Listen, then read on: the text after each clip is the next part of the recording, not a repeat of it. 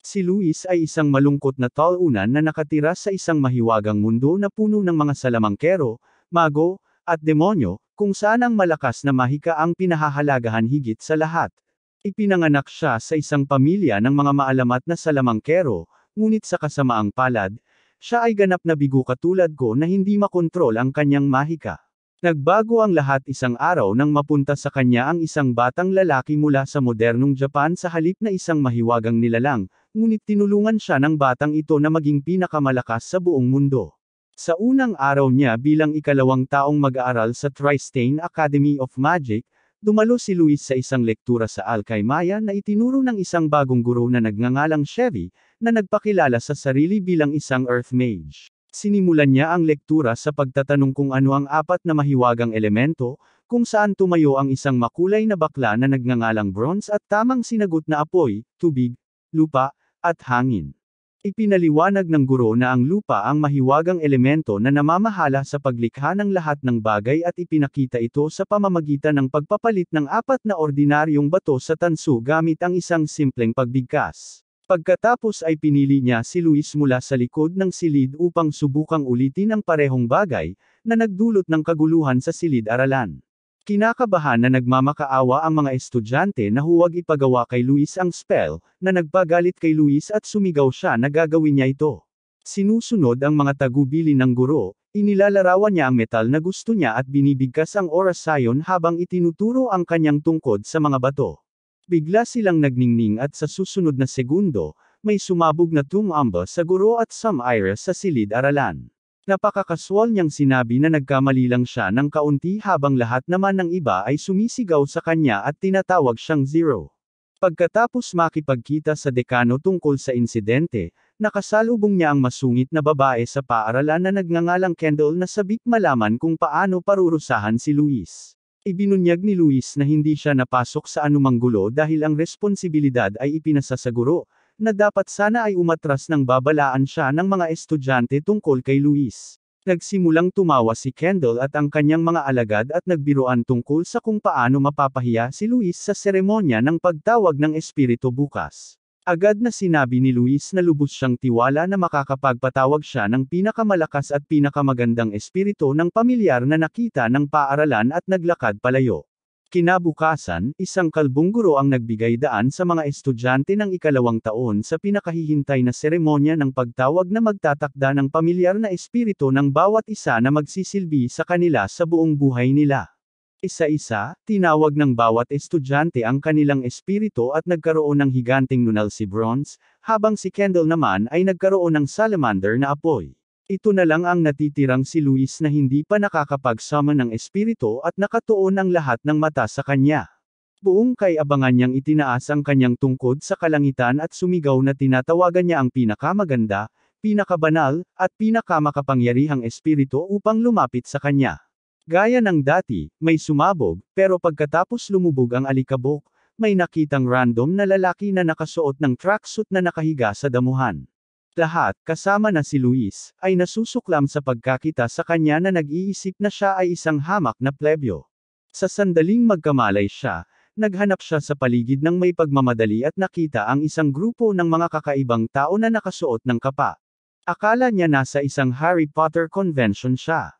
Hindi niya naiintindihan ang wika na sinasalita nila at wala siyang ideya kung nasaan siya.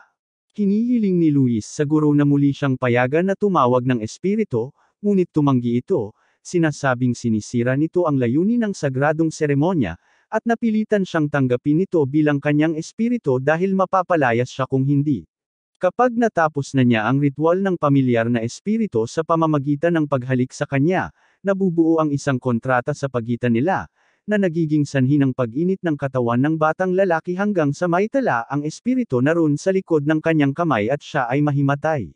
Nagising siya at nakita ang sarili sa isa na namang hindi kilalang silid kasama si Luis, at hiniling na ibalik siya sa kanyang tahanan. Hindi niya pinapansin ang walang tigil na pagsasalita nito at binato sa kanya ang maruruming damit niya, sinabihang labhan ito, at umaasang maiintindihan niya ang gusto niya kahit hindi niya naiintindihan ang wika nito dahil ito ang kanyang pamilyar na espiritu.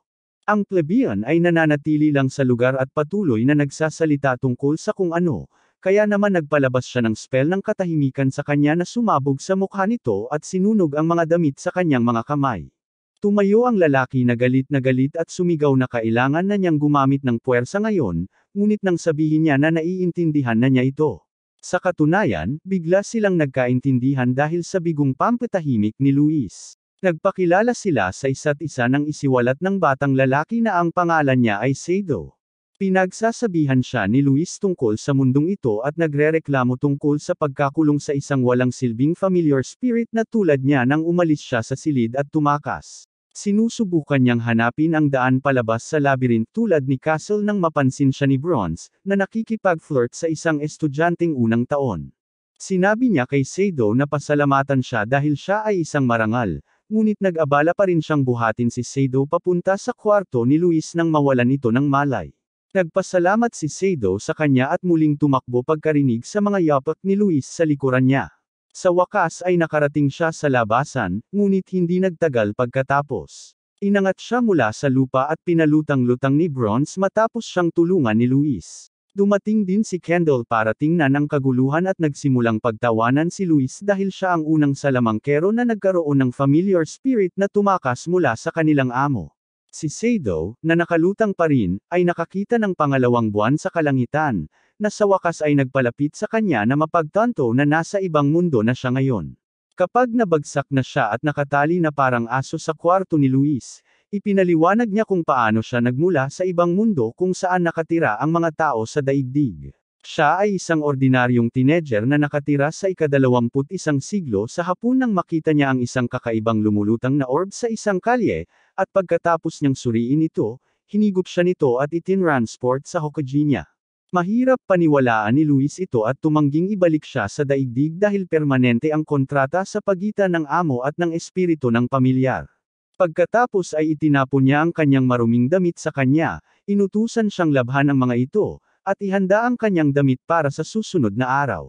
Sinubukan niyang magreklamo pero binalaan siya nito na pakakainin lang siya kung susunod siya ng masunurin at agad na matutulog. Walang magawa, gumagapang si Sado patungo sa kanyang malungkot na kama sa sahig at natutulog na rin. Kinabukasan, ginising si Luis ni Sado na naghagis sa kanya ng maayos na nakatiklop na damit. Pagkatapos gawin ang sinabi sa kanya, binuksan niya ang tali sa leeg nito at dinala sa dining hall ng paaralan para sa almusal. Nangungulila siya sa marangyang pagkalat ng pagkain sa mga mesa, ngunit ipinahayag ni Luis na lahat ng iyon ay para lamang sa mga maharlika at ang mga karaniwang tao tulad niya ay kailangang umupo sa sahig at kumain ng isang piraso ng lumang tinapay. Kinain niya ang malungkot na tinapay na may luha sa kanyang mga mata at pagkaalis nila sa bulwagan, may lakas ng loob si Luis na sabihing dapat siyang magpasalamat dahil pinapasok niya ito dahil karaniwang pinapahintay sa labas ang mga pamilyar na espiritu.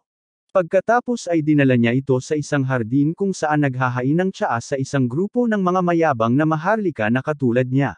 Ipinaliwanag niya na walang klase para sa mga estudyante ng ikalawang taon sa araw na iyon dahil dapat nilang palakasin ang kanilang ugnayan sa kanilang mga kasama sa espiritu. Ipinagyayabang ni Kendall ang kanyang fire salamander na si Flame kay Luis, na nakatakot kay Sado na nagsabi sa kanya na ilagay ito sa kulungan. Ipinaliwanag ni Kendall na ang mga familiar spirit ay sumusunod sa utos ng kanilang mga Panginoon, kaya hindi na kailangang gawin iyon. Pagkatapos ay nililibak niya si Luis sa pamamagitan ng pag-akusa sa kanya na dinala si Sado bago ang seremonya ng pagtawag at nagkunwaring tinawag siya, na mariing tinanggihan ni Luis. Si Kendall pa rin ang huling tumawa sa pamamagitan ng pagtawag sa kanya at kay Sado na perpektong magkasintahan. Umupo si Luis at inutusan si Sado na maghain ng tsaa.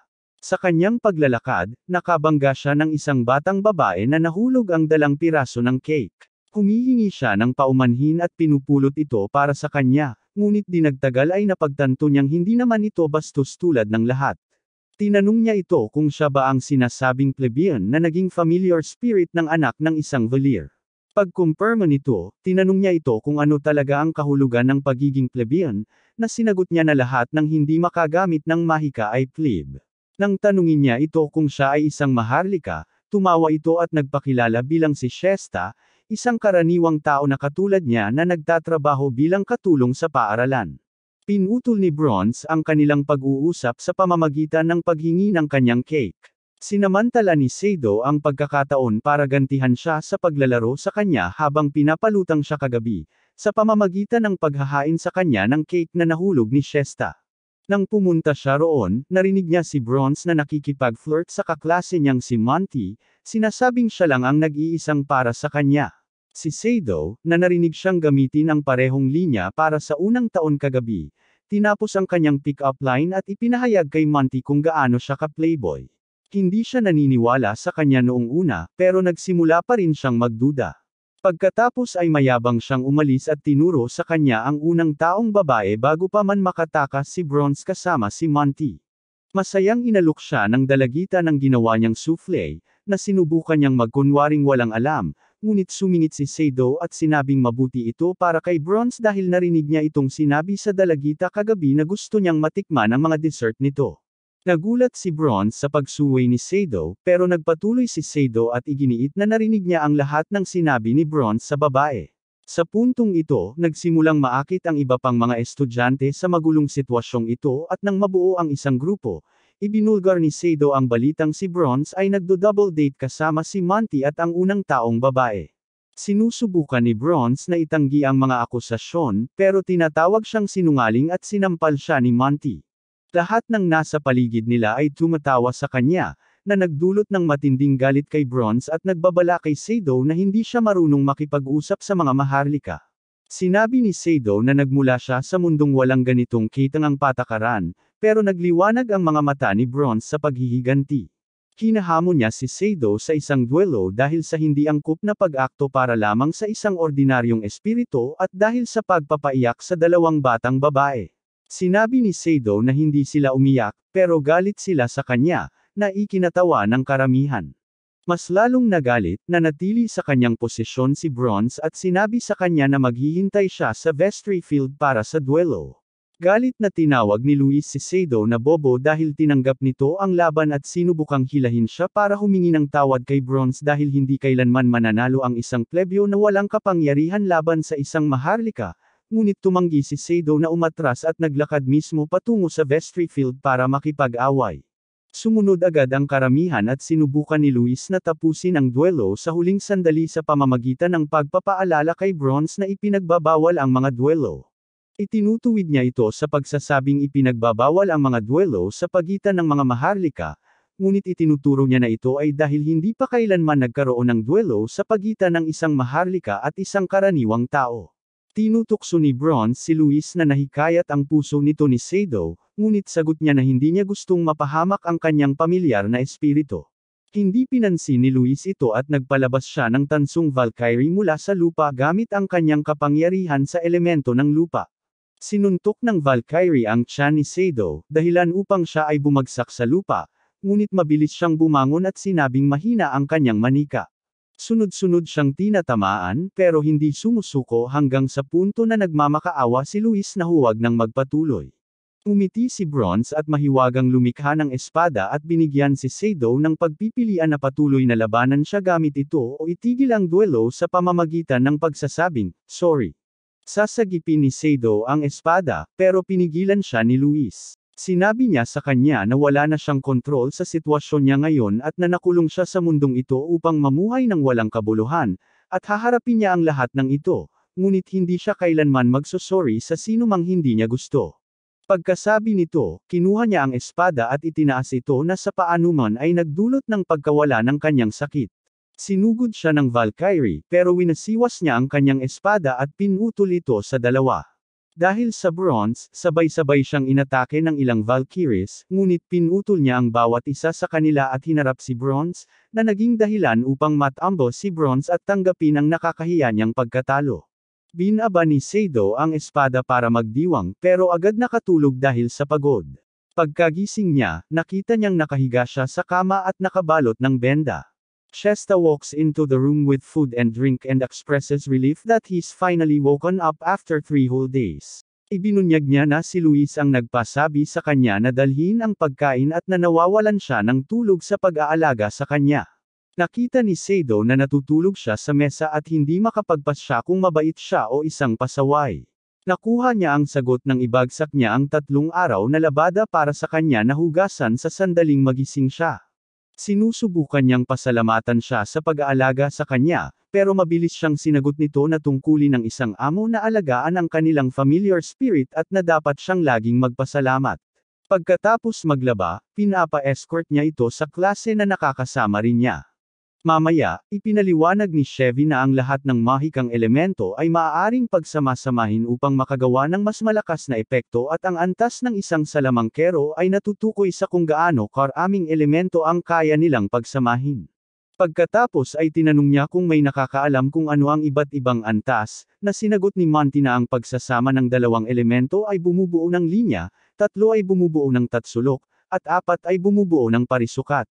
Sabi ni Chevy, sana ay matutunan na rin ng ilang estudyante ang pagsasama-sama ng mga elemento, pero dapat ay alam na ng lahat kung paano gumamit kahit isa. Biglang sumisingit si Kendall nang walang dahilan at sinasabi na si Luis the Zero ay hindi makagamit ng anuman. Nandyan din si Sato para lalong paalain ang kanyang sakit pagkatapos ng klase sa pamamagitan ng pag-awit ng isang kanta na kanyang binuo na halos tinatawag siyang walang silbing talunan. Dahil dito, napuno na siya at pinaparusahan niya ito sa pamamagitan ng pag-alis sa pribilehiyo nito sa pagkain sa susunod na 4 na pagkain. Nagawa pa niyang lalong inisin ito sa pagdadaldol at nagkamit siya ng magdamag na pagtulog sa malamig na pasilyo sa labas. Nang gabing iyon, nakita siya ni Shesta na nanginginig at dinala siya sa kusina ng paaralan kung saan walang tigil na pinakain siya ng chef ng mga natirang pagkaing marangal bilang pasasalamat sa pagtayo niya laban sa isang marangal at pagiging karangalan ng mga katulad nilang karaniwang tao. Natuwa siya kasama ang mga tauhan at kalaunan ay umalis kasama si Shesta, na nagkwento kung paanong himala na nakarecover siya ng mabilis dahil ang labanan ay nag-iwan sa kanya sa kritikal na kalagayan at halos walang malay hanggang sa nag-utos si Luis ng mamahaling potion para gamutin siya. Ibinibilang niya ito bilang pagkakaroon niya ng maraming pera na magastos bilang isang maharlika. Bago umalis, sinabi ni Shesta na gusto niyang makaupo at makipag-usap sa kanya nang sila lang sa susunod, na nagdulot ng pamumula niya. Naglakad siya pabalik sa pasilyo habang iniisip kung gaano siya ka-cute, nang biglang sumulpat si Flame, ang salamander, na nagdala sa kanya sa kwarto ni Kendall. Malugod siyang tinanggap ni Kendall at inamin niyang nahulog siya sa kanya matapos makita siyang talunin si Bronze. Naputol siya ng isang lalaki sa bintana na sumigaw na dapat sana'y magkikita sila ngayong gabi. Sinabi niya sa lalaki na dumalaw pagkalipas ng 2 oras, ngunit patuloy siyang naistorbo ng isang linya ng mga lalaki na nag-iisip na sila ang kasintahan niya. Sa wakas, biglang pumasok si Luis at sinabihan si Kendall na tigilan ang anumang ginagawa niya kay Sado. Sinasabi ni Kendall na kahit siya ang kanyang familiar spirit, tao pa rin siya sa huli. Pagkatapos ay binabalaan ni Luis si Sado na kung gagawa siya ng maling hakbang, hahabulin siya ng isang grupo ng mga marangal na lalaki kinabukasan, na nagkumbinsi kay Sado na umalis. Pagbalik nila sa kwarto ni Luis, sinimulan niya siyang paluan ng letigo para ituwid habang hinuha ni Sado na siguro selosa siya kay Kendall.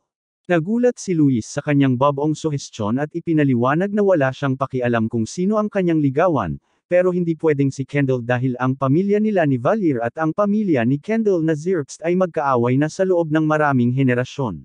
Pagkatapos niyang maunawaan ito, sinabi niya sa kanya kung paano siya hinayla ng salamander niya papunta sa kwarto ni Kendall at kung paanong nawala ng kontrol ang sitwasyon.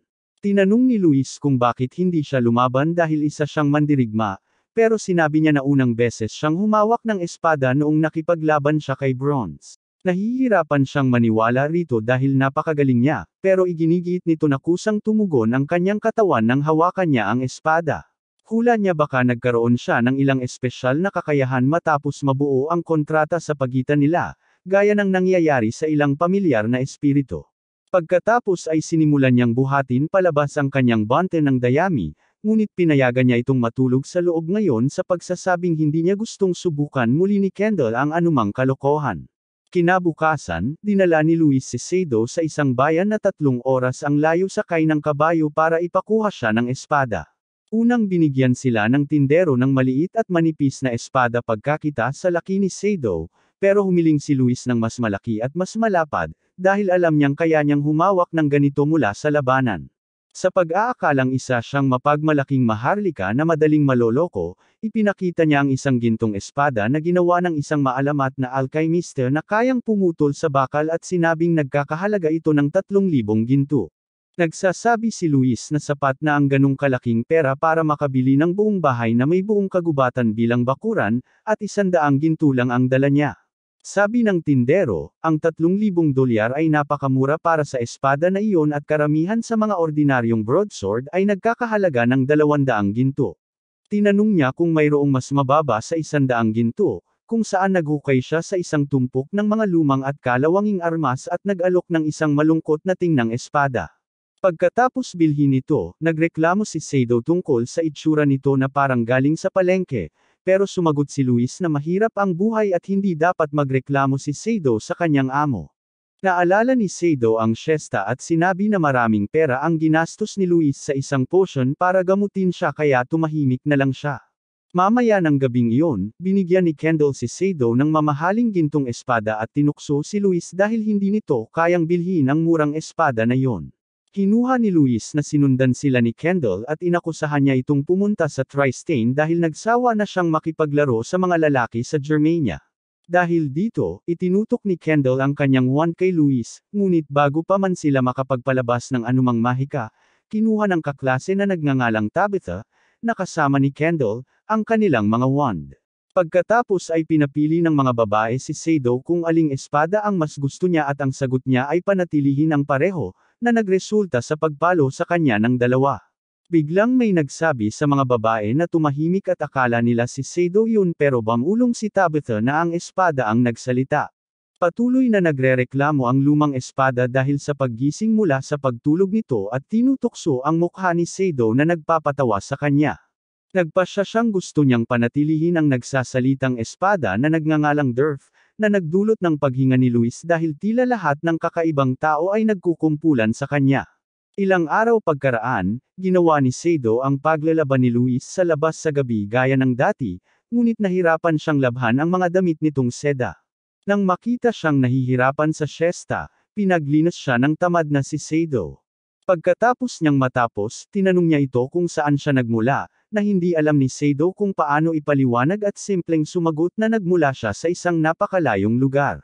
Pagkatapos ay bigla siyang nagpasalamat sa kanya dahil sa pagtindig laban sa mga maharlika dahil ito ang nagbigay inspirasyon sa kanya na gawin din ang kanyang makakaya, pagkatapos ay biglang nagpaalam at umalis. Kinabukasan, pinaghintay siya ni Luis sa labas ng kastilyo kasama ang iba pang mga pamilyar hanggang sa matapos ang lahat ng klase niya para sa araw. Habang naghihintay, nakita siya ng chef mula kanina at muling inanyayahang pumunta sa kusina para sa libreng pagkain. Hinanap ni Sado si Shesta, ngunit sinabi ng chef sa kanya na umalis ito dahil napagdesisyonan na siya ang bagong katulong ng isang konde na nagngangalang Matt at sinundo siya ng karwahe kaninang umaga. Nagtatanong si Sado kung bakit biglang nangyari ito, na sinagot lang ng chef nang walang pakialam na ang mga plebeian ay dapat laging sumunod sa mga maharlika at umalis. Hindi mawala sa isipan niya si Shesta ng araw na iyon at nagtataka siya kung bakit hindi siya kailanman nagsabi ng anuman. Nang tanungin niya si Luis mamaya, ipinaliwanag nito na si Count Mott ay isang mensahero mula sa palasyo ng hari at paminsan-minsan ay dumadaan sa instituto.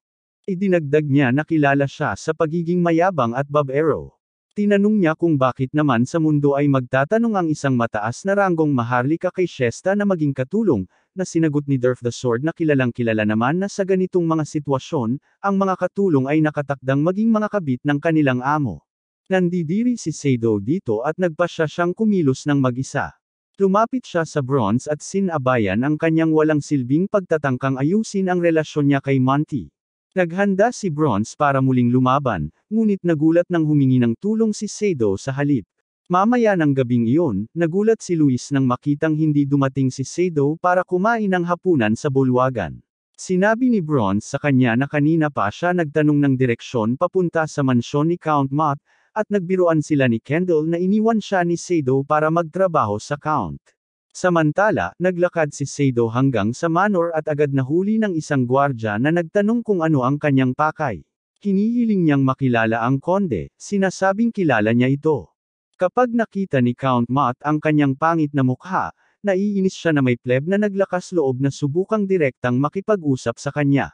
Habang papalayo, sumigaw si Sado na gagawin niya ang lahat para sa konde kung papayagan nitong bumalik si Shesta sa instituto. Tinanong siya ni Mott kung bakit siya nagmamalasakit, na sinagot niya na si Shesta ay kaibigan niya, at narinig niya na pipilitin itong maging kalaguyo niya. Umiti si Mott at sinabing sinumang karaniwang tao na nasa ilalim ng serbisyo ng isang marangal ay kailangang gawin ang anumang inaasahan sa kanila at hindi mababago ni Sado iyon. Ngunit gumanti si Sado sa pamamagitan ng pagpapahiya sa konde dahil hindi ito humingi ng pahintulot. Ang insultong ito ay nagagalit kay Mott at hinawakan niya ang kanyang tungkod, ngunit biglang pumasok si Shesta sa silid at lumuhad upang magmakaawa para sa kapatawaran. Binalaan niya ito na lumayo dahil hindi niya hahayaang insultuhan siya ng isang hamak, ngunit nanindigan ito at sinabing tatanggapin niya ang anumang parusa. Muling nag-isip si Count Mott at tinanong si Sado kung gagawin ba niya ang lahat para mabalik si Shesta, na agad niyang sinagot ng oo. Ipinaliwanag ng konde na ang kanyang libangan ay ang mangolekta ng mga nakalimbag na materyales at may isang mahalagang aklat na palagi niyang nais na ipinatawag at ngayon ay pagmamay-ari ng isang marangal na pamilya mula sa Germania. Ipinaliwanag niya na isa sa mga anak na babae ng pamilyang iyon ay nag-aaral sa institute at kung makukuha niya ito para sa kanya, papayagan niyang umalis si Shesta. Mabilis na sinabi ni Sado, si Kendall mula sa pamilyang Zirpst ang tinutukoy niya, at nagmadaling pumunta sa institute. Sa daan, nakita siya ni Luis, na hinahanap siya sakay ng kabayo, at dinala siya pabalik. Pagkatapos marinig ang buong kwento, naawa si Luis kay Shesta, ngunit iginiit na hindi nila siya matutulungan at sinabihan siya na huwag nang pag-usapan pa ang bagay na iyon. Nagkunwaring pumayag si Sado pero palihim na pumasok sa bahay ni Kendall, di nagtagal pagkatapos makatulog ni Luis, para magtanong tungkol sa libro. Kinumpirma ni Kendall na ang libro ay isang pamana ng pamilya, ngunit hindi niya ito binuksan kailanman at wala siyang pakialam dito, kaya ibibigay na lang niya ito. Nasa sabik si Sado bago niya napagtanto na ibibigay lang niya ito sa kanya kung papayag siyang makipag-date sa kanya.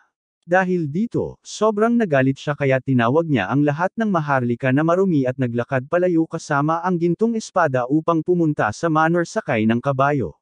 Si Kendall kasama si Tabitha ay agad na pumunta kay Luis upang sabihin ang nangyari at ipaalala sa kanya na kung may karaniwang tao na magdadala ng armas sa loob ng tahanan ng isang maharlika, may karapatan ang maharlika na patayin sila kaagad. Nang hihinayang, nagmadaling pumunta si Luis sa mansyon para iligtas si Sado sa tulong nina Kendall at Tabitha, na ang pamilyar na espiritu ay isang dragon. Sa mansyon, na-corner si Sado ng mga asong bantay at kinaladkad papunta kay Count Mott. Si Sado, na talagang hindi marunong magbasa ng mga silid, ay bumunot ng kanyang espada at sumugod patungo sa konde, ngunit agad na hinaranggan ng mga gwardya ang kanyang daan. Hindi tulad sa labanan, pakiramdam ni Sado ay walang kapangyarihan at nagsimulang manginig sa takot. Tinawag siyang tanga ng konde at gumamit ng tubig mula sa isang plorera para itulak siya pabalik. Bago pa siya makatayo, ginawang yelo ni Mott ang tubig at inilunsad ito sa kanya. Sa kabutihang palad, dumating si Luis bago pa man tumama at pinasabog ang lahat ng talim. Pagkatapos ay humihingi siya ng kapatawaran sa konde at nagkusa sa mga ginawa ng kanyang espiritu. Binyantaan ng konde na parurusahan ang buong pamilya niya dahil sa napakalaking krimen, ngunit magalang na sumingit si Kendall at inalok sa kanya ang ipinatawag na libro. Pagkatapos hawakan ang libro gamit ang kanyang sariling mga kamay, masaya niyang pinalaya si Shesta. Binanggit niya na wala siyang ideya kung anong wika ang ginamit sa libro, ngunit nang makita ni Sado ang pabalat, napagtanto niya na ito ay isang Japanese manga. Kinumpirma niya kay Kendall kung ang pamilya nito ang nagpatawag sa aklat na ito, pagkatapos ay napagtanto niya na hindi lang siya ang bagay mula sa kanyang mundo na napunta rito. Pagbalik nila sa institute, nagpasalamat si Shesta kay Sado sa pagligtas sa kanya at nahihiyang hinalikan siya sa pisngi bago tumakbo palayo. Malinaw na hindi masyadong makakakuha ng maraming panalo si Sado dahil sadistikong inihayag ni Luis na malapit na siyang magpasya ng angkop na parusa para sa kanya dahil sa lahat ng kanyang maling gawa. Kinabukasan, nagsimulang magreklamo si Luis tungkol sa hindi tamang pag-uugali ni Sado dahil malapit nang magkaroon ng eksibisyon para sa lahat ng estudyante sa ikalawang taon upang ipakita kung paano nila sinanay ang kanilang mga familiar spirits. Sinasabi ni Sado na ipakita niya ang kanyang kasanayan sa paghawak ng espada, ngunit naaalala niya kung paano niya hindi man lang make-away ang espada minsan sa lugar ni Count Mott.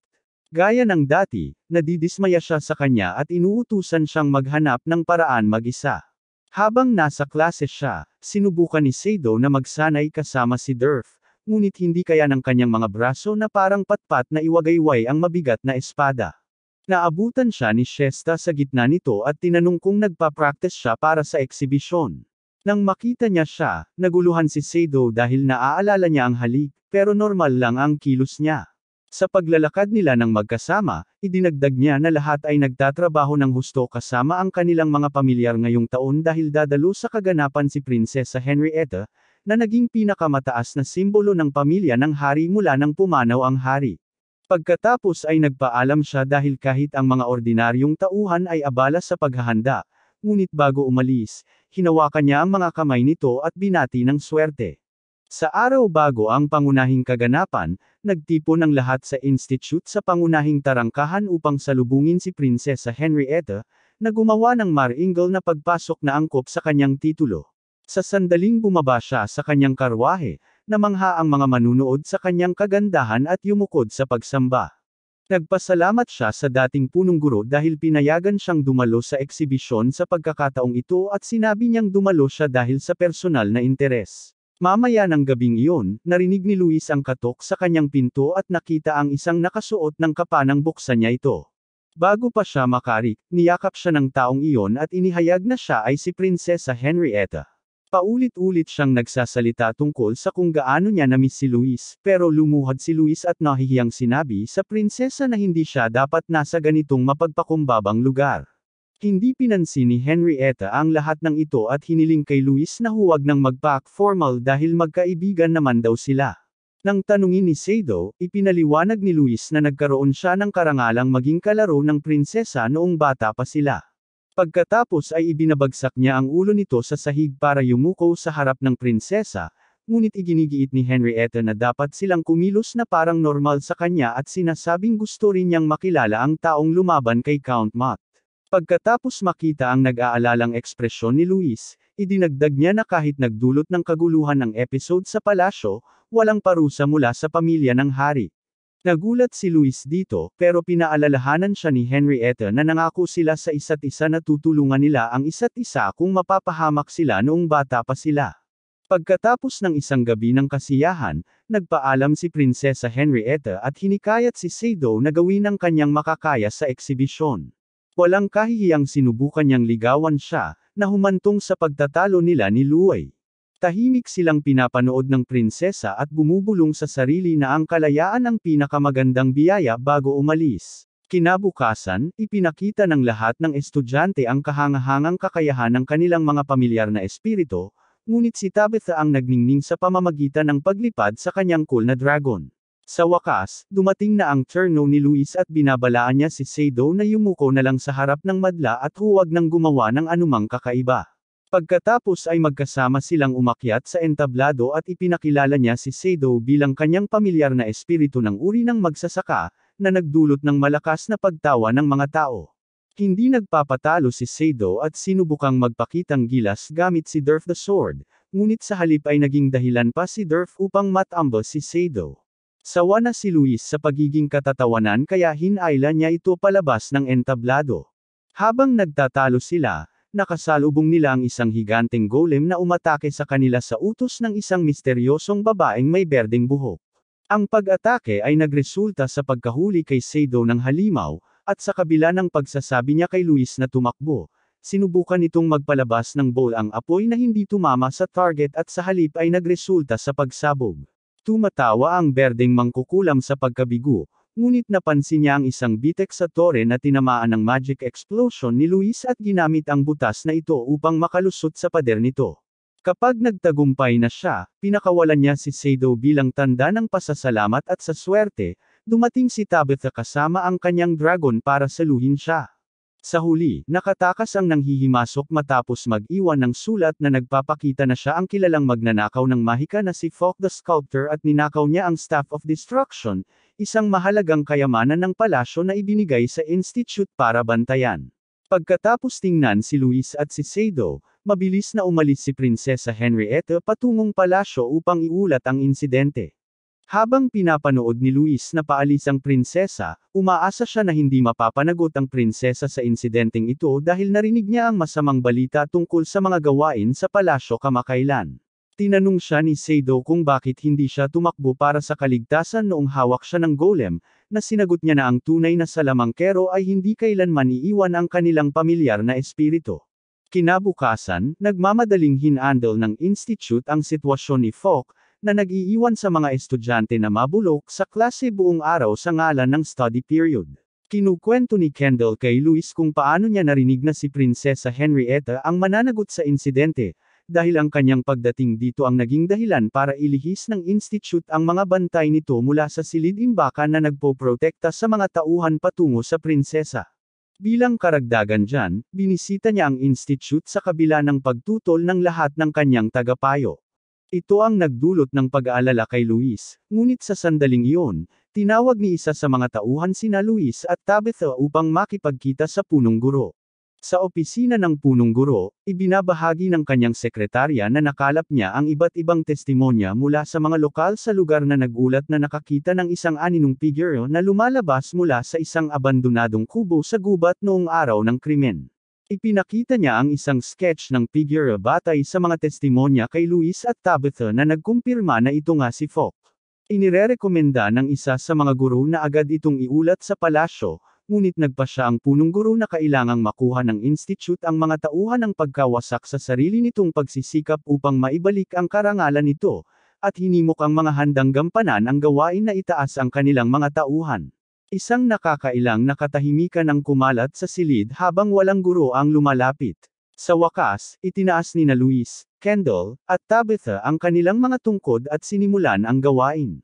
Naniniwala ang punong guro na nasa mabuting kamay sila dahil si Tabitha ay isang kabalyero sa kabila ng kanyang murang edad at si Kendall naman ay nagmula sa isang makapangyarihang pamilyang militar. Opisyal niyang itinalaga sila sa misyon at nagboluntaryo ang kanyang sekretarya, si Miss Long, na maging gabay nila. Sa daan, tinanong ni Sado kung bakit nagnanakaw si Falk kung isa siyang salamangkero mula sa maharlikang angkan. Ipinaliwanag ni Miss Long na hindi lahat ng salamangkero ay maharlika dahil marami ang nabababa sa katayuang magsasaka, at ang mga ganitong salamangkero ay karaniwang nagiging gwardya o kriminal. Ibinunyag niya na siya rin ay isang salamangkero na nademote sa klase ng magsasaka ngunit hindi ibinabahagi ang dahilan. Hindi nagtagal, nakarating sila sa abandonadong kubo at pagkatapos kumpirmahin na walang laman at walang bitag, pumasok sina Sado, Kendall, at Tabitha upang maghanap ng mga bakas habang si Luis ay nagbabantay sa labas at si Miss Long naman ay nagmamasid sa paligid. Mabilis na nagpasya sina Sado at Kendall na walang halaga ang lugar, ngunit natuklasan ni Tabitha ang kahon na dapat ay naglalaman ng tungkod ng pagkawasak. Gayunpaman, bago pa nila ito mabuksan, may narinig na sigaw sa labas at natanggal ang bubong ng isang golem.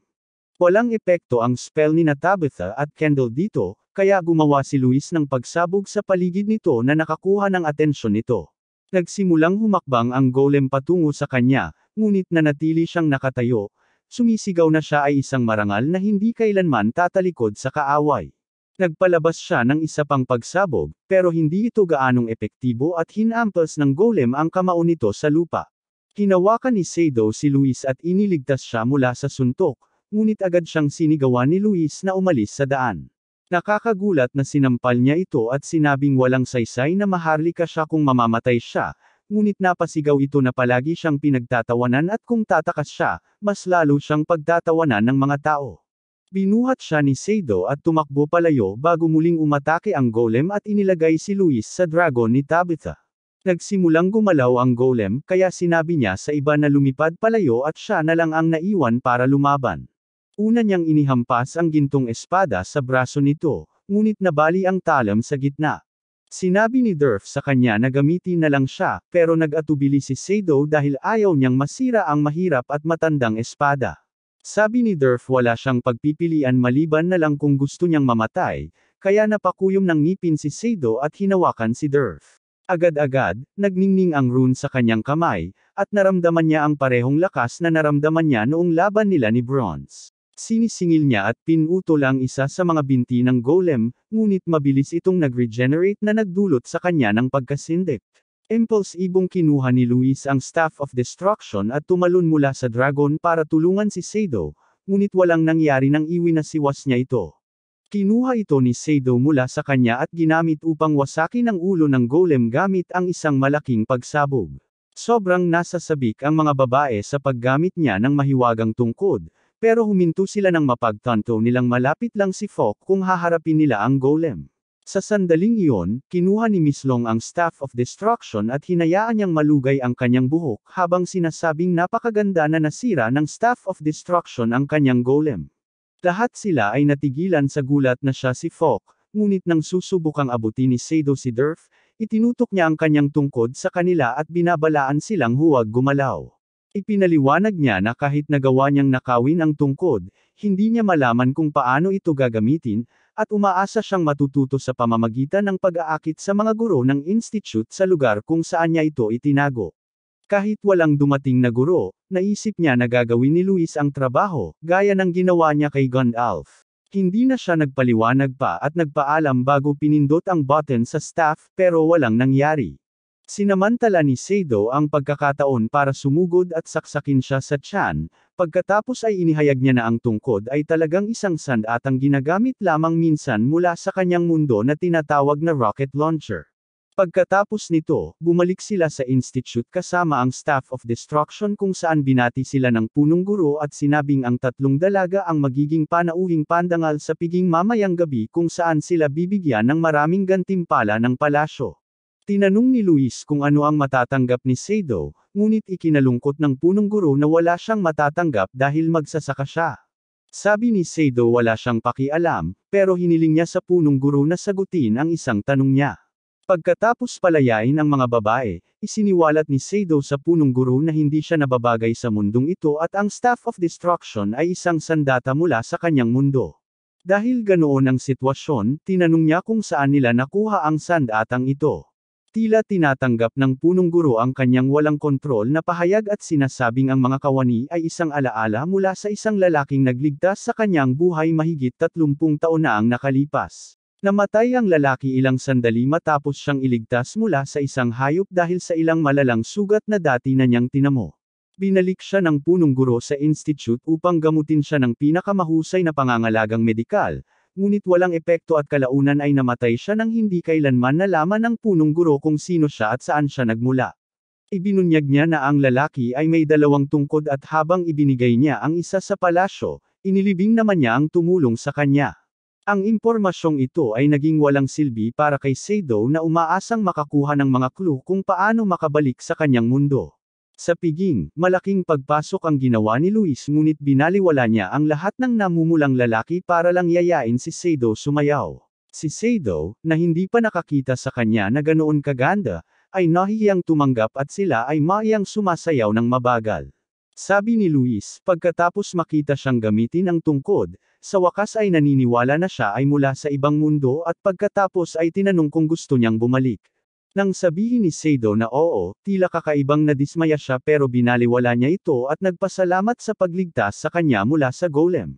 Ilang araw pagkatapos, nagsimula ang bakasyon sa tag-init at karamihan sa mga estudyante ay umalis sa campus upang makipagkita sa pamilya o magbakasyon. Habang ginugugol ni Luis ang bakasyon sa instituto, sumama naman si Kendall kay Tabitha na nag-imbita sa kanya na bisitahin ang bayan nito na Gallia at makilala ang pamilya nito. Si Kendall ay sabik na nagtatanong ng napakaraming bagay tungkol sa pamilya ni Tabitha, ngunit tahimik lang siyang nagbabasa ng kanyang libro nang walang ekspresyon sa buong oras. Nang malapit na sila sa kanilang patutunguhan, tumingin si Kendall sa labas at nakita ang sagisag ng pamilya ng hari ng Gallia.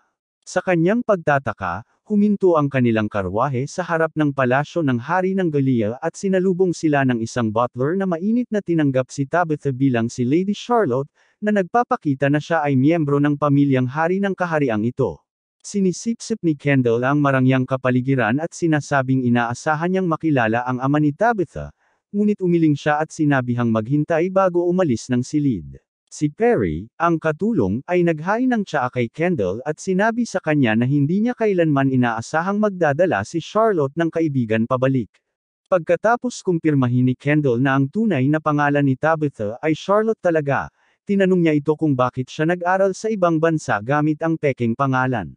Nagpa siya ang butler na ibunyag ang lahat ng katotohanan at inihayag na ang desisyon na mag-aral sa ibang bansa ay galing sa kanyang tiyuhin na si Joseph, na kasalukuyang hari ng Gallia.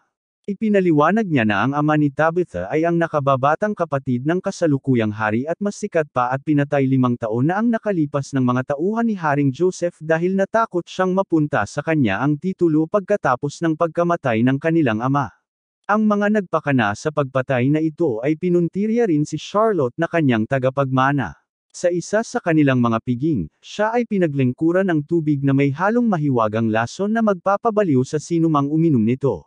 Nalaman ng ina ni Charlotte ang plano sa huling sandali at ininom ito upang iligtas siya, ngunit nabaliw hanggang sa punto na iniisip niyang manika ang kanyang anak at nagkakamaling isa sa mga kasabwat sa pamilya ng hari ang kanyang tunay na anak.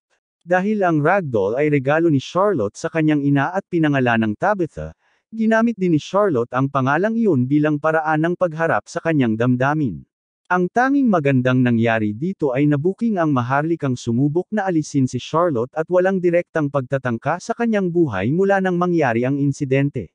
Gayunpaman, ipinadala pa rin siya ng palasyo sa mahihirap na misyon na may mababang tsansa ng kaligtasan, na palagi niyang nagagawang matagumpay sa anumang paraan. Sa wakas, dahil wala ng ibang paraan para mapalayo siya, ginawaran nila siya ng titulong kabalyero at pinadala sa ibang bansa para mag-aral. Pagkarinig sa nakakabaliw na kwentong ito, nagpa siya si Kendall na maging pinakasuportang kaibigan ni Tabitha. Mamaya ng gabing iyon, binigyan si Tabitha ng isa pang misyon ni Haring Joseph na nagpa siya siyang isagawa bukas ng gabi. Hinihiling niya kay Kendall na maghintay sa kanya, ngunit sinabi ni Kendall na narinig niya ang lahat tungkol sa nakaraan niya at sasamahan niya si Tabitha gusto man niya o hindi. Sa oras ng pagtulog, nagkakaroon ng bangungot si Tabitha tungkol sa kanyang inang umiinom ng lason na tubig kaya niyakap siya ni Kendall hanggang sa huminahon siya at nangako na pananatilihin siyang ligtas. Sa akademya, aksidenteng nainom ni Luis ang isang love potion na para kay Bronze sana ni Monty dahil sa galit nito sa pagtataksil sa kanya. Ito ang nagiging dahilan para magpakita siya ng pagmamahal kay Sado, na walang ideya kung ano ang gagawin sa kanya. Hindi nagtagal, inamin ni Monty ang katotohanan at sinabing ang epekto ng gayuma ay maaaring tumagal ng buwan o kahit hanggang 1 taon. Ang pagiging mapag-angkin ni Luis at walang tigil na PDA ay lumalaki araw-araw at kalaunan ay nagdulot ng hindi pagkakaunawaan kay Shesta na umalis na nagagalit, na nag-iwan kay Sado sa sitwasyon na pumili sa pagitan ng dalawang babae. Sa huli, hinabol niya si Shesta at sinubukang linisin ang hangin sa pamamagitan ng pagsasabing lahat ng ito ay dahil sa isang love potion na hindi sinasadyang ininom ni Luis, ngunit hindi siya naniniwala dahil ang mga potion na nagbabago ng emosyon ng mga tao ay ipinagbabawal ng batas. Hindi niya alam kung ano ang sasabihin pagkatapos noon, kaya umalis siya pagkatapos ng malamig na palm. Galit na galit, biglang pumasok si Sado sa kwarto ni Monty at hiniling sa kanya na ibalik sa normal si Luis. Mukha siyang walang pakialam sa una, pero sumigaw siya na kailangang may uri ng posyon para mawala ang mahika. Sumagot siya na may ganitong potion, pero hindi ito magagawa dito dahil wala siyang sangkap. Binabalaan ni Bronze si Sado na huwag trituhin ng masama ang isang marangal na katulad niya, ngunit pagkatapos bantaan ni Sado na muling makikipaglaban sa kanya, mabilis siyang nagbago ng panig at sinubukang kumbensihin si Monty na makipagtulungan. Nagrereklamo pa rin siya kung gaano kahirap gawin ang gayuma, pero inilabas ni Sado ang kanyang panlaban at binyantaan siya sa pagsasabing isusumbong niya ito sa prinsipal dahil sa paggawa ng ilegal na gayuma. Sa wakas, pumayag siyang hanapin ang bihira at mahalagang potion kinabukasan sa Lake Lagarian. Ipinaliwanag niya na ang Lake Lagarian ay isang lugar kung saan pumupunta ang mga water mage upang makipagkasundo sa naninirahang espiritu, at doon sila may pinakamalaking pagkakataon na makuha ang luha ng espiritu ng panlunas. Kinabukasan, maagang nagsimula ang paglalakbay ni Sado, Luis, Monty, at Bronze sa umaga sakay ng kabayo. Nababagot sila ng kalahating araw para makarating sa kanilang patutunguhan, at pagdating nila doon, aksidenteng nahulog si Bronze sa lawa. Napagtanto ni Monty na hindi pangkaraniwan ang taas ng tubig at ito ay senyales na hindi natutuwa ang espiritu sa isang bagay. Napagpasyahan niya na ang pinakamagandang gagawin nila ay maghintay na lang hanggang lumitaw ang espiritu pagkatapos ng paglubog ng araw para malaman kung ano ang nangyari.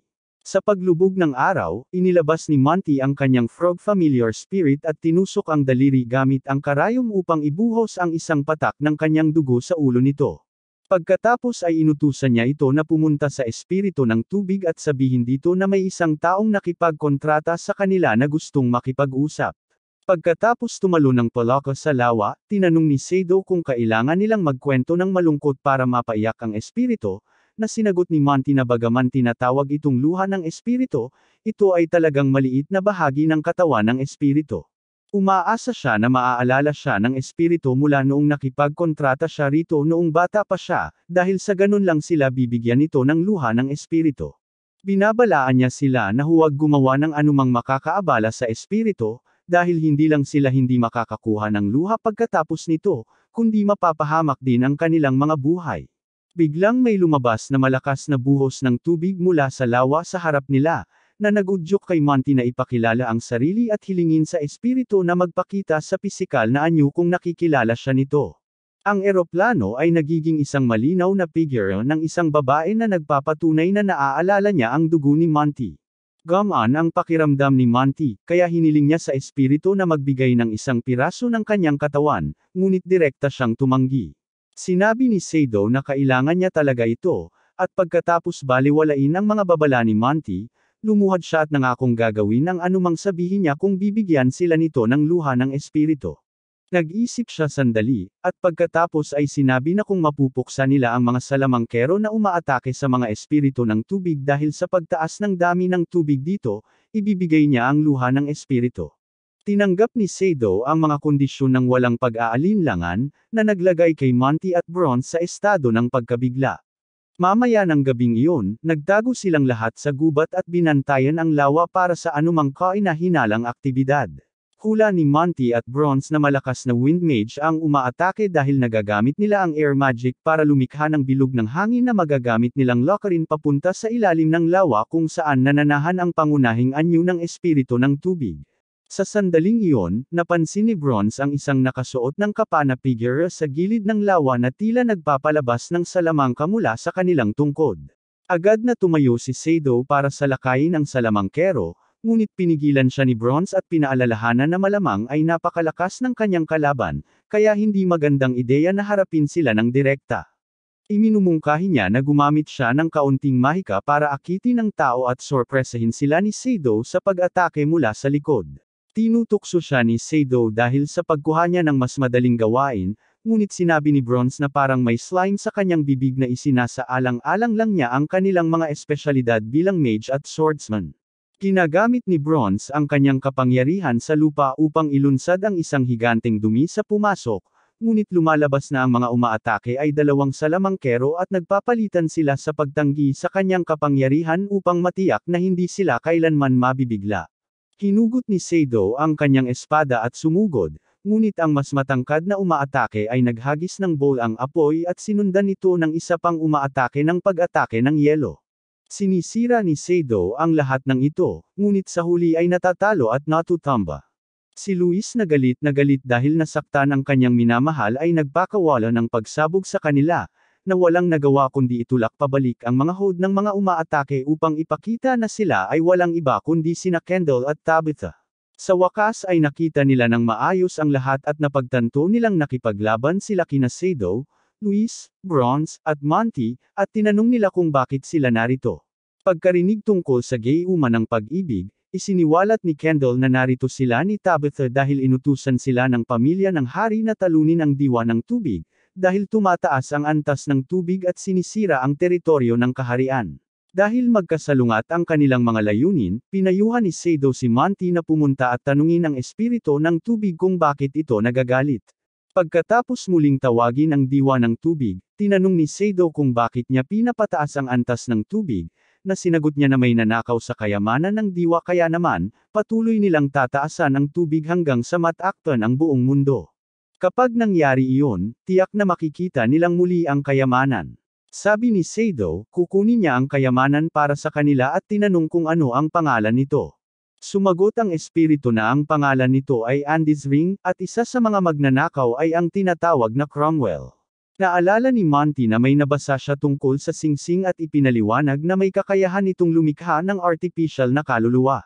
Sa impormasyong ito, nangangako si Sado na ibabalik ang singsing, ngunit sinasabi sa kanya ni Bronze na sumuko na dahil walang paraan na maniniwala ang espiritu ng tubig sa isang estrangherong magsasaka. Gayunpaman, agad sinabi ng espiritu na naniniwala ito sa kanya at binigyan siya ng luha ng espiritu. Nang tanungin kung bakit, sinagot nito na tinupad ni Gandalf ang kanyang pangako sa kanila noong nakaraan kaya naman, muli silang magtitiwala sa kanya. Napagtanto ni Sado na ito ang ikalawang beses mula nang tawagin siyang Gandalf ng isang tao, ngunit sinamantala niya ang pagkakataong manampo na ibabalik niya ang kayamanan balang araw kung ibabalik ng espiritu ang antas ng tubig sa normal.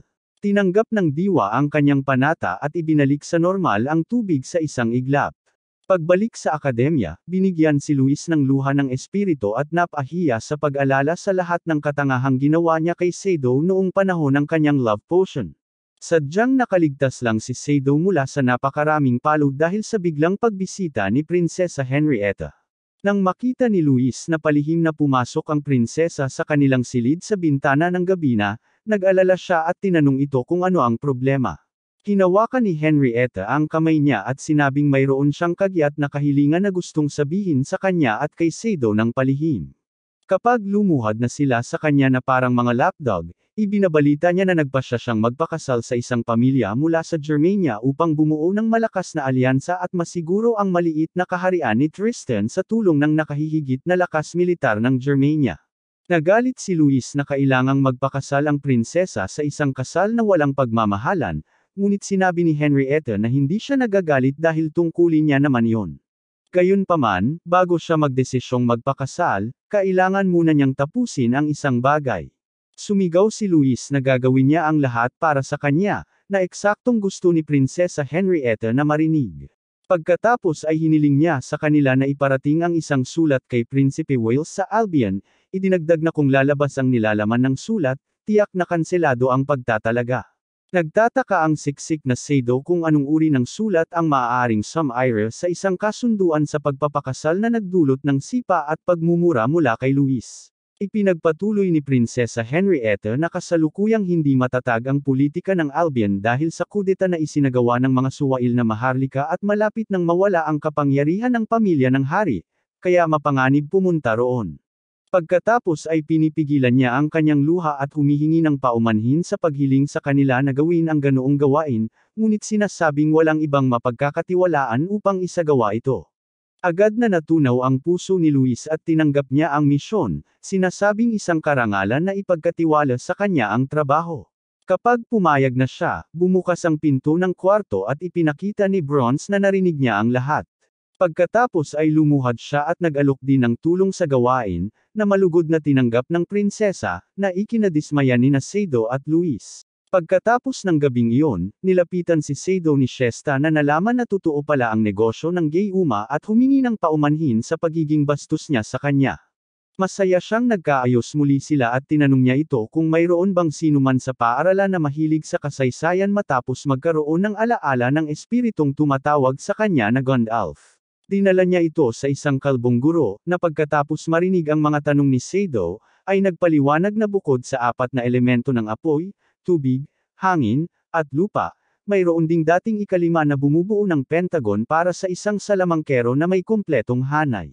Ang ikalimang elemento ay tinawag na Void at si Gandalf ang pamilyar na espiritu ng isang maalamat na Void Mage.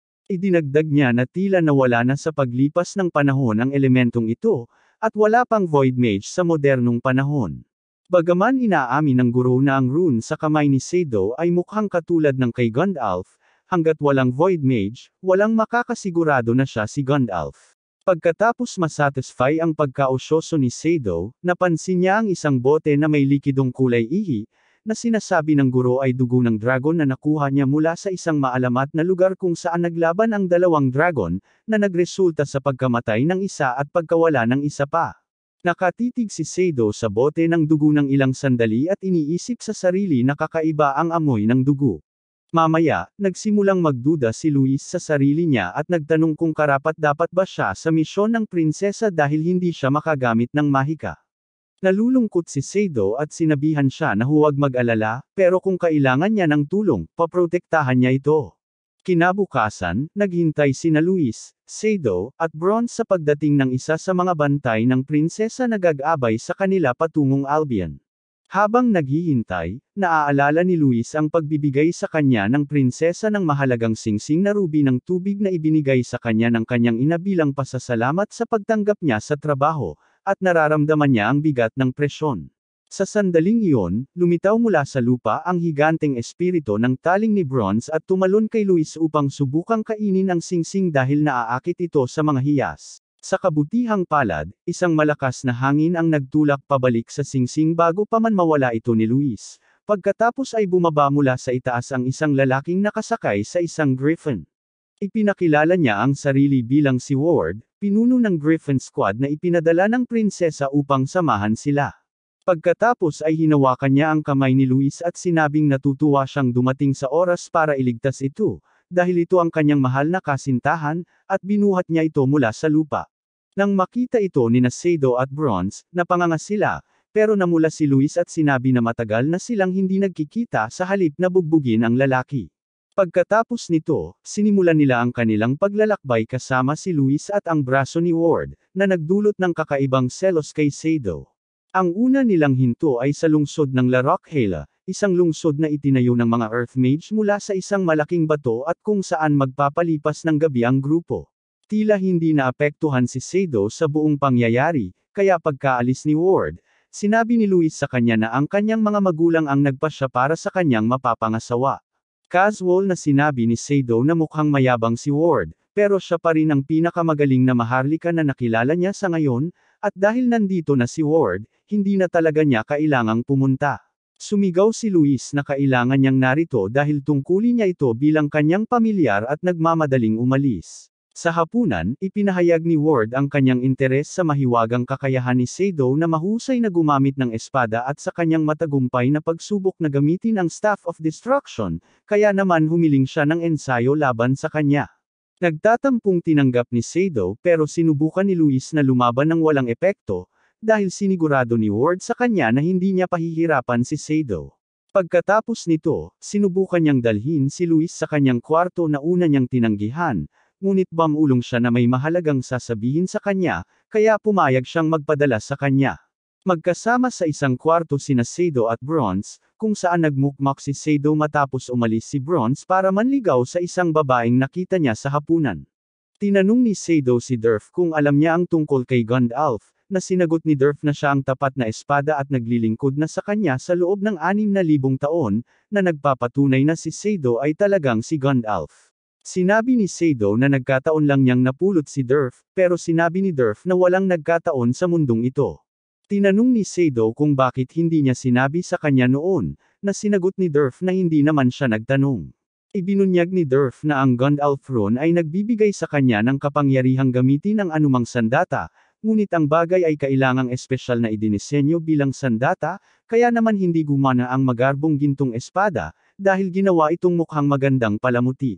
Tinanong ni Sado kung mananalo siya laban kay Ward kung gagamitin niya si Durf, ngunit sumagot ang espada na nakadepende lahat sa lakas ni Sado. Samantala, ipinaalala ni Ward kay Luis ang mga panahong mag-isang nakaupo si Luis sa bangka kapag nalulungkot siya matapos ikumpara sa mahiwagang kakayahan ng kanyang kapatid, at darating siya para aliwin siya. Sinasabi niya na palagi niyang iniisip na may nakatagong potensyal siya at pagkatapos ng misyong ito ay dapat na silang magpakasal. Ibinahagi niya ang kanyang ambisyon na maging pinakamakapangyarihang maharlika sa buong Hokage at kailangan niya siya sa kanyang tabi. Pagkatapos ay hinawakan niya ang mukha nito at bamulong na paprotektahan niya ito, na nagdulot ng pagbabalik tanaw nito sa sinabi ni Sado. Sa huli, bumubulong siya ng pangalan ni Sado, pagkatapos ay umatras si Ward at sinabing mananalo siya sa puso nito sa pagtatapos ng misyong ito, ngunit sa ngayon ay mananatili siya sa ibang silid. Kinabukasan, sinimulan ng dalawang batang lalaki ang kanilang ensayo at inilunsad ni Sado ang kanyang opens iba, ngunit nagawa ni Ward na kontrahin ang lahat ng kanyang maliksi na atake at itinulak siya pabalik. Sinubukan muli ni Sado pero sa pagkakataong ito, tinamaan siya ni Ward ng isang wind spell na nagpabagsak kay Sado. Sabi ni Ward, kahit marami siyang lakas, baguhan pa rin siya at maraming pagkakataon na pwedeng samantalahin, at hindi siya mananalo laban sa isang salamangkero sa kasalukuyang antas ng kanyang kakayahan, na nangangahulugang hindi niya kayang protektahan si Luis. Pagkatapos matalo, tumakbo si Sado para umiyak ngunit sinundan siya ni Luis na nagsabi sa kanya na hindi naman siya inaasahang mananalo laban sa pinuno ng Griffin Squad at na trabaho pa rin niya itong protektahan. Si Sado ay nagalit at sinabing dapat si Ward na lang ang magprotekta sa kanya, pagkatapos ay malungkot niyang sinabi sa kanya na magpapakasal siya kay Ward at umalis. Pagkalipas ng ilang sandali, nakakainis na kay Bronze, ngunit nag-ambala sila ng lindol habang nagsisimulang gumalaw ang lupa sa harap nila hanggang sa lumitaw ang isang golem. Naririnig nila ang pamilyar na tawa ni Foke. Pagkatapos ay binunot ni Sado ang kanyang espada at hinati ang braso na ginagamit ng golem sa pag-atake. Pagkatapos niyang tumubo muli ang kamay nito, gumanti si Bronze sa pamamagitan ng pagpapadala ng isang dosenang Bronze Valkyries patungo sa kanya, na mabilis namang nawasak lahat. Sa sandaling iyon, isang bowl ang apoy ang tumama sa tagiliran ng golem at napatangala sila upang makita sina Kendall at Tabitha na nakasakay sa kanyang dragon. Sa oras na ito, ang labanan ay nagdudulot ng sapat na kaguluhan upang maakit ang lahat ng mga lokal na dumarating upang mag-imbestiga. Si Foke, na nagsisiwalat na ang kanyang intensyon ay para lang silang maantala, ay nagsabing tapos na ang kanyang trabaho at tumakas. Isang malalim na sungay ang naririnig mula sa malayo na napagtanto ni Bronze na senyales na umaalis na ang barkong dapat nilang sakyan.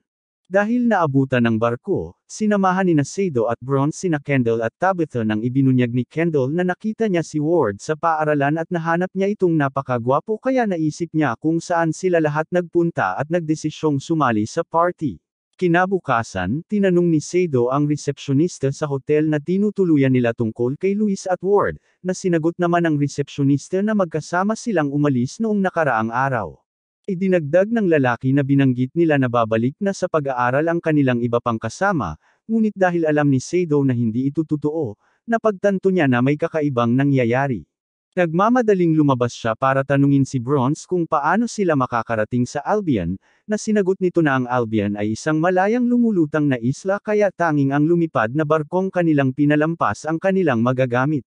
Nang hihinayang, tumakbo si Sado sa isang bangin at sumigaw sa pangalan ni Luis. Sa sandaling iyon, si Luis na nasa barko ay nakaramdam ng boses niya at tumingin sa bintana, ngunit dahil walang nakita doon, inakala niyang guni-guni lamang niya iyon.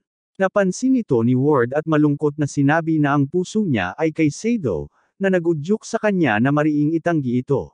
Sinabi niya pagkatapos na tinatanggap niya ang kanyang proposal sa kasal, na ikinatuwa nito at sinabi niyang kailangan na lang nilang makarating sa Prince of Wales. Tinanong niya ito kung nasaan ang prinsipe, ngunit nag-atubili siyang sabihin dahil ipinangako niya kay Prinsesa Henrietta na hindi niya isisiwalat ang impormasyong iyon kaninuman bago sila makarating sa Albion.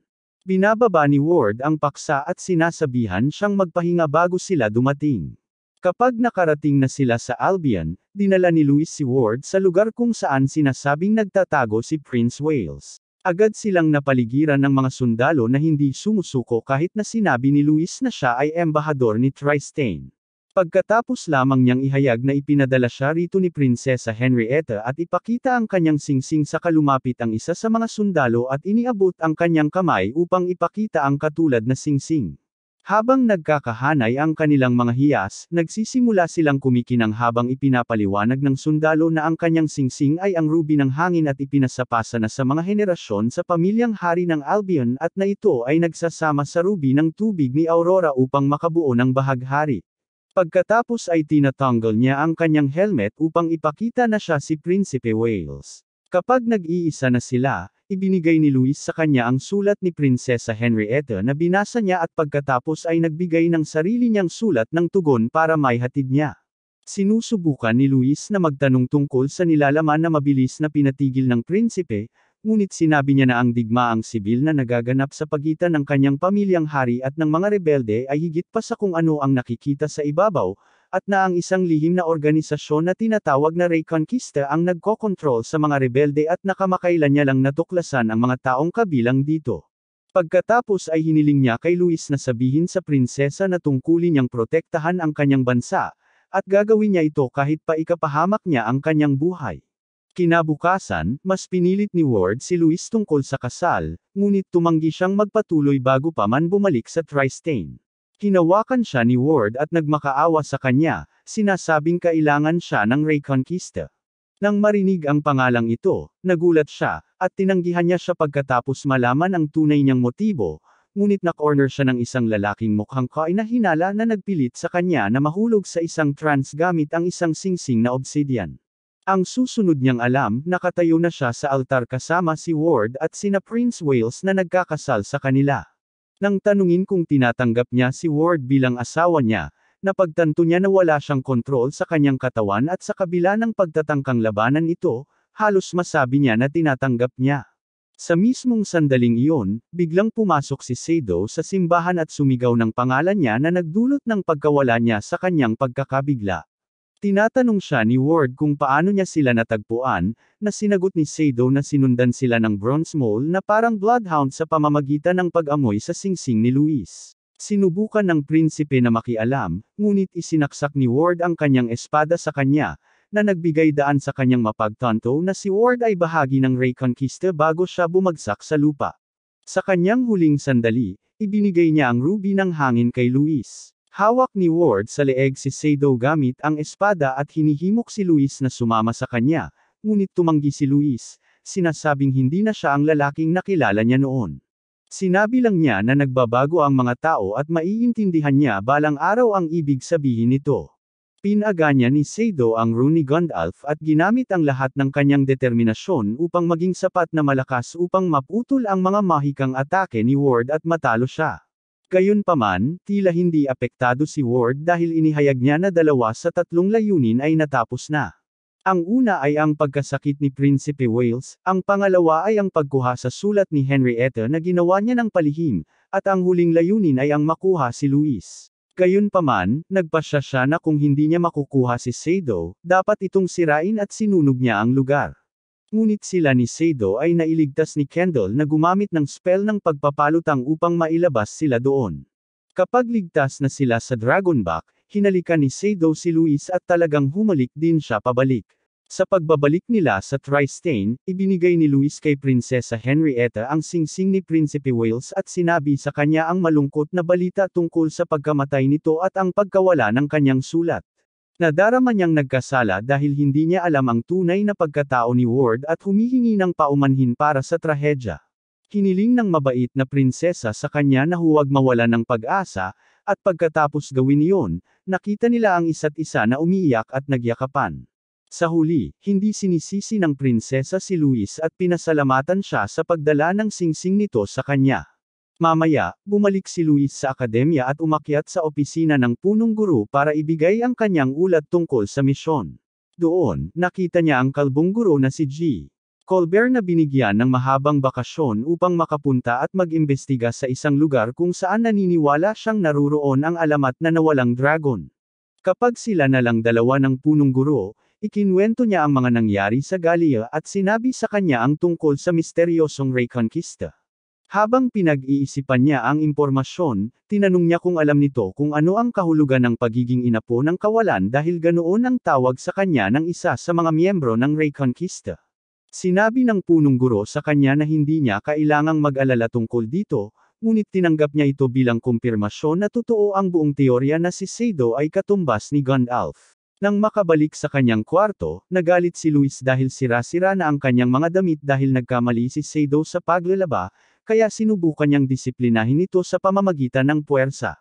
Ngunit hindi nagpatalo si Sado at sa huli, humantong ang kanilang pag-aaway sa pagsasabi niya na hindi na siya gustong maging katulong ni Luis at umalis. Nakatagpo siya ni Shesta sa labas pagkatapos niyang magalit at umalis, at sinabi sa kanya na pupunta siya sa kanyang bayan para magbakasyon. Pinag-uusapan niya kung paano niya gustong makabalik din sa kanilang bahay, pero masyadong malayo. Nang marinig ito, ibinahagi ni Shesta na ang kanyang lolo sa tuhod ay sinasabing nagmula rin sa ibang mundo, na nakakuha ng atensyon ni Sado. Pinalalawig niya na ang kanyang lolo sa tuhod ay nasangkot sa isang labanan sa pagitan ng mga dragon kung saan ang sinasakyan niya ay bumagsak kasama siya at ang isa naman ay nawala.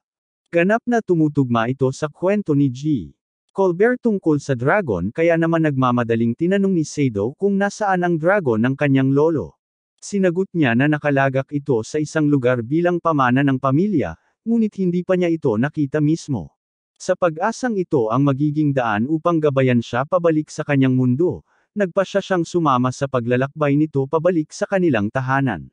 Sa lahat ng ito, nagtago si Kendall sa likod ng isang palumpong matapos makita si Sado at nagpasya siyang sundan sila matapos marinig ang lahat. Samantala, nalulungkot si Luis sa nangyari kanina, kaya nag-eensayo siya ng iba't ibang paraan para makipagbati sa kanya nang hindi naman masyadong desperado, pero lahat ng pagtatangka niya ay nabigo nang makita niyang sumakay si Sado at si Shesta sa kabayo at umalis. Nalaman niya mula sa chef na babalik na si Shesta sa kanilang bahay sa nayon ng Talb.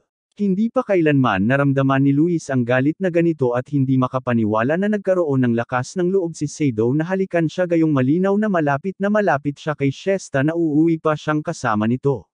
Gayunpaman, nagbago ang kanyang atensyon nang mapagtanto niyang pamilyar sa kanya ang pangalan ng nayong Talb. Sa Talb, matagumpay na kinuha ni Shesta ang isang mapa na nakatago sa likod ng kanilang kamalig ng pamilya, na may markang lokasyon kung nasaan ang dragon. Habang tinitingnan ito, nagulat sila sa pagdating ni Kendall at ng kanyang salamander, pagkatapos ay dumating si Tabitha sakay ng kanyang dragon at lumitaw si Bronze kasama ang kanyang cute na nunal. Ibinunyag ni Kendall na narito sila upang samahan siya sa paghahanap ng kayamanan na ito. Ang lugar ay lumalabas na isang malalim na kuweba na kahit ang mga lokal ay hindi maglakas loob na pumasok dahil tila ito ay nakalaan para sa mga demonyong orc. Biglang inatake sila ng isang salamangkang nagpabagsak ng isang matulis na bato sa itaas nila. Isang boses ang tumawag sa kanila na magnanakaw at nagutos na umalis kaagad sa lugar, ngunit agad nilang nakilala na ito ay boses ni G. Colbert. Napakalma siya pagkatapos malaman na sila ang mga iyon, at lumabas si Luis mula sa likod niya. Pagkatapos mapagtanto na lahat ay may parehong layunin na makita ang dragon, nagtipon-tipon sila at nagpatuloy pasulong, ngunit nanatiling tensyonado pa rin ang sitwasyon sa pagitan ni Sado at Luis. Nakarating sila sa dulo ng tunnel na papunta sa isang luntiang kagubatan kung saan nakita nila ang isang malaking shed na nakakandado. Habang sinusubukan ni G.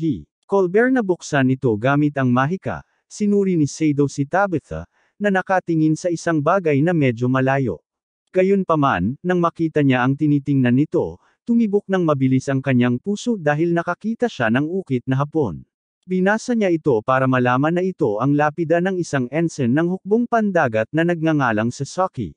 Sa sandaling iyon, bumukas ang pinto ng kamalig at naglakad silang lahat papasok upang makita ang isang malaking bagay na hindi pang mundo, ngunit kinilala ito ni Sado bilang isang sasakyang panghimpapawid na pandigma. Sabi ni G. Colbert, baka ibig sabihin nito ay may pagkakataon si Sado na bumalik sa kanyang mundo dahil ayon sa kanilang alamat, isa sa mga dragon ang nawala habang ang kasama ng dakilang lolo ni Shesta ay nanatili. Nangyari ang kwentong ito noong solar eclipse, kaya posibleng habang dumadaan ang ibang dragon rider sa isang daanan patungo sa kanilang mundo, hindi nakarating sa tamang oras ang lolo ni Shesta bago matapos ang eclipse. Kung gagamitin ni Sado ang eroplanong ito para sumakay patungo sa eclipse, baka makabalik din siya sa bahay. Ibinalik nila ang eroplano sa akademya kung saan nagtataka si Sado kung paano nila ito mapapalipad.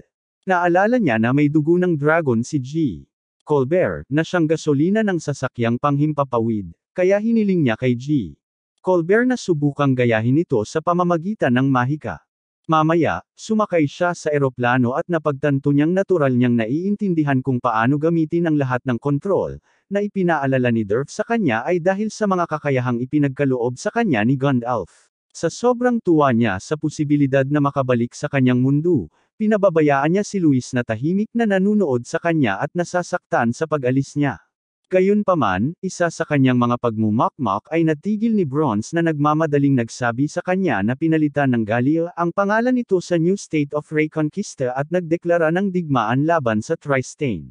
Habang pinoproseso niya ito, lumapit sa kanya si Sado at nag-aalanganing sinabi na ipinaalam sa kanya ni G. Colbert na magkakaroon ng solar eclipse 3 araw mula ngayon, at kung magiging maayos ang lahat, aalis siya sa mundong ito.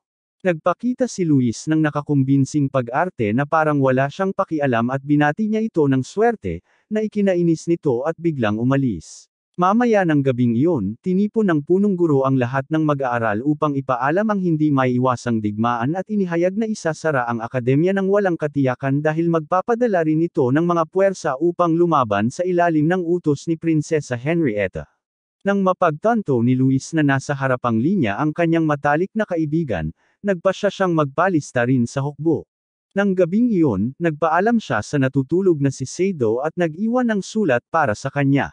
Kapag nagising siya, binasa niya ito at nalaman na sinibak siya nito at pinayagang pumunta kung saan niya gusto.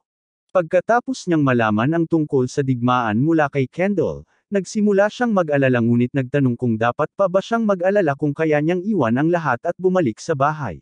Gayunpaman, naaalala niya ang lahat ng alaala na ginawa niya kay Luis habang narito siya at nagsisimulang makaramdam ng kakaiba. Sa araw ng eclipse, tinanong ni Kendall si Sado kung okay lang ba talaga siyang iwan si Luis, na hindi niya alam kung paano sasagutin. Bago pa man siya makapagsalita, dumating si G. Colbert na may mga bar aisles na puno ng gasolina na nagawa niyang gawin.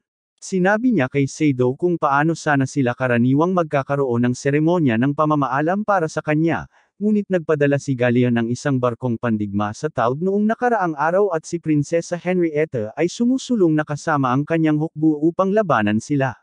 Pagkarinig nito, nagmadaling pumunta si Sado sa Talb upang iligtas ang kanyang pinakamagagandang babae at sinoong ang panganib na mawala ang solar eclipse. Pagdating niya, nasa mahinang posisyon na ang puwersa ni Tristain at nagsisimula pa lang ang eclipse. Siya mismo ang nagpabagsak sa mga sakay ng dragon ng kaaway na walang kalaban-laban sa kanyang fighter jet. Si Ward ay sumugod gamit ang kanyang mas mabilis na dragon at gumamit ng mahika upang subukang pabagsakin si Sado, ngunit pumunta siya sa likod nito at malapit nang bumaril ngunit naubusan ng bala. Samantala, nagsanib puwersa sina Kendall, Bronze, at Tabitha upang pabagsakin sina Fauke at Hermine Golem gamit ang spell ng Alkaymaya na itinuro sa kanila noong unang araw ng klase. Pagkatapos nito, sinira ni Tabitha at Kendall ang dragon ni Ward, na nagbigay daan kay Sado para makapagpahinga. Sa sandaling iyon, tumalon si Luis mula sa dragon at desperadong sinubukan ni Sado na saluhin siya habang tinatawag siyang bobo. Hinawakan niya ang kamay nito pero tinawag niya itong makasarili dahil sinubukan nitong umalis ng mag-isa. Kapag nakasakay na siya sa eroplano, muling nakontrol ni Ward ang kanyang dragon at lumipad patungo sa kanila, ngunit hinugot ni Sado ang kanyang espada at sumigaw na ang tanging pakay niya ay protektahan si Luis dahil siya ang kanyang familiar. Biglang nagningning ang kanyang Gandolf rune at sinabi ni Durf kay Luis na oras na para magising siya bilang isang gumagamit ng void. Biglang nag-iba ang tingin niya at naging blanko ang mukha habang itinuturo niya ang kanyang wand kay Ward. Inutusan ni Durf si Sado na bilhin ang oras niya dahil matagal ang paggamit ng void magic. Nagawang sirain ni Ward ang isa sa mga makina ng eroplano, na naging sanhi ng pagbagsak nila ng malaya habang nakasunod sa kanila si Ward na nakangisi. Gayunpaman, isang biglang pagsabog ng liwanag mula sa wand ni Luis ang nagbulag sa lahat at nagpasunog sa pangunahing barkong pandigma ng Gallia. Hinawakan siya ni Sado habang nawawalan siya ng malay at nang makarating sila sa lupa, nakita niya na tapos na ang solar eclipse pero sapat na ang makitang ligtas si Luis para masiyahan siya. Matapos ang kakilakilabot na pagkatalo ng Reconquista, nakasalubong ng nakakatakot na lalaking kumokontrol kay Luis noong kasal niya kay Ward sina Kendall at Tabitha habang sinusubukang tumakas. Gumagamit din siya ng singsing para kontrolin ang kanilang isipan, pero nakilala nila na ang singsing na iyon ay ang singsing ng Andes na gusto ng espiritu ng tubig na maibalik. Tumatawa siya tungkol sa kung paano siya hindi matatalo hanggat mayroon siya ng singsing na ito. Ngunit naputol siya ni Bronze na tumambo sa kanya gamit ang isang patpat mula sa likod. Sa kalaunan, nagising si Luis at nakita ang sarili sa bisig ni Sado. Tinanong niya kung bakit narito pa rin ito matapos siyang tanggalin, na sinagot ni Sado na hindi niya mabasa ang sulat ng mundong ito. Nakita niyang nasira rin ang eroplano, pero sinabi niyang tapos na ang lahat. Nagsimula siyang umiyak dahil hindi na siya makakabalik sa kanyang mundo, pero hinalikan niya ito dahil sa mapait-tamis na kaligayahan. Idinagdag pa niya na nangangahulugan ito na na-renew ang kontrata sa pagitan nila. Dahil sa kanilang katapangan at tagumpay sa labanan, binigyan ni Prinsesa Henrietta ng mga medalyang ginto ng katapangan sina Louise, Kendall, Tabitha, at Bronze. Pagkatapos maibalik ang kapayapaan, bumabalik sa normal ang lahat at patuloy na namumuhay si Sado sa mahiwagang mundong ito bilang familiar spirit ni Louis the Zero.